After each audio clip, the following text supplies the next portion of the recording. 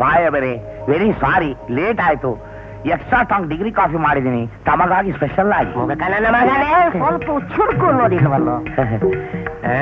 ಏನೋ ಇದು ಕೆಂಪು ಇದೆಯಲ್ಲ ಕಾಫಿ, ಎಕ್ಸ್ಟ್ರಾ ಸ್ಟ್ರಾಂಗ್ ಹಾಕಿದ್ರೆ ಡಿಗ್ರಿ ಇರಬೇಕು ನೋಡಿ ನಿಮಗೆ. ಹೌದಲ್ಲ?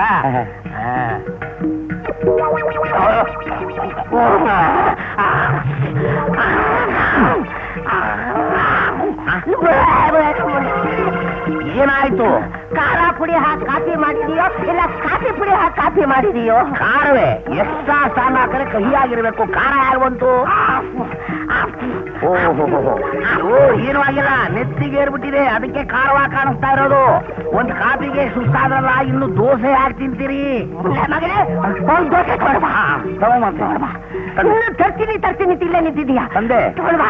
ನನ್ ತಲೆ ಕಾಡು ಒಳ್ಳೆ ಬಿಸಿ ಬಿಸಿ ಆಗಿ ಕಬ್ಬಿಣದ ಹೆಂಚಾಗಿದೆಯಲ್ಲೋ. ಅಯ್ಯಯ್ಯೋ, ತಗೊಳ್ಬಾ, ಜಲ್ದಿ ತಗೊಳ್ಬಾ. ಅವರಿಗೆ ದೋಸೆ ಬೇಕಂತೆ. ಏನು ದೋಸೆ ಕೊಡು ಪೂರಿ ಕೊಡು ಅಂತ ಏನ್ ಮಾವ ನೀವು? ಅವನ್ನಿಲ್ಲ ಕೂರ್ಸ್ಬಿಡ್ತೀರ ನೀವು? ಮೊದಲು ಅವ್ರು ಹೇಳಿದ 50,000 ರೂಪಾಯಿ ರೆಡಿ ಮಾಡು. 50,000ನ? ಮರ್ಯಾದೆ ಪ್ರಶ್ನೆ ಇದು. ಯಾರ್ ಮರ್ಯಾದೆ? ಅವ್ರಿಗೆ ದೋಸೆ ಕೊಟ್ಟು ಬರ್ತೀನಿ. ಮುದುಗುಂಡೆ ಮಗನೆ ಜಲ್ದಿ ಬಾರೋ. ಸ್ವಲ್ಪನೂ ಚುರುಕಿಲ್ಲ.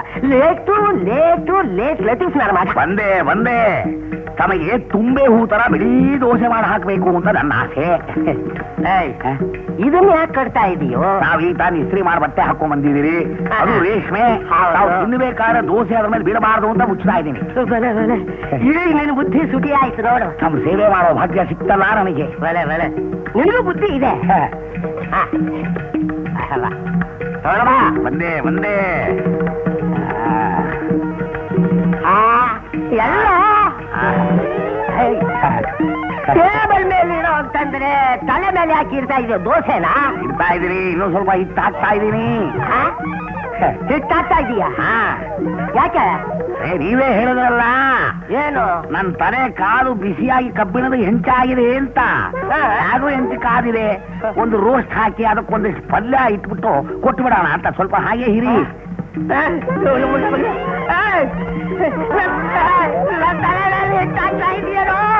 ಅಯ್ಯೋ